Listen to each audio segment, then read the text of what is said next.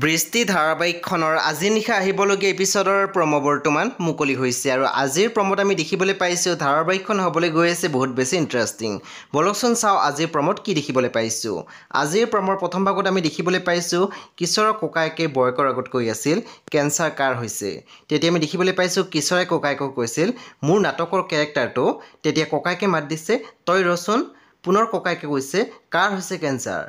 তাৰপিছত আমি প্ৰম'ত দেখিবলৈ পাইছোঁ বাবাই বেৰিনাক কৈ আছিল মানুহে কয় যে এই জনমৰ পাপৰ ফল অহা জনমত পায়, মই এই জনমতে পাই গ'লোঁ। তেতিয়া আমি দেখিবলৈ পাইছোঁ বেৰিনাই কথাখিনি শুনি আছিলে। প্ৰম'ৰ একেবাৰে অন্তিম ভাগত আমি দেখিবলৈ পাইছোঁ ঝৰ্ণাই মাকক কৈ আছিল ধৈৰ্য ধৰিবলৈ কি আছে মা, এইখন ঘৰ আমাৰ, তেন্তে তেওঁ ইয়াত থাকিবলৈ কোন। বন্ধু বান্ধৱীসকল আজি নিশা 8 বজাত ৰং টিভিত আহিবলগীয়া বৃষ্টি ধাৰাবাহিকখন খুবেই বেছি ইণ্টাৰেষ্টিং হ'বলৈ গৈ আছে। আপোনালোকে চাবলৈ একেবাৰে নাপাহৰিব। পৰৱৰ্তী আপডেটৰ বাবে আপোনালোকে আমাৰ চেনেলটো ছাবস্ক্ৰাইব কৰি কাষত থকা বেল আইকনো টিপি দিবলৈ একেবাৰে নাপাহৰিব।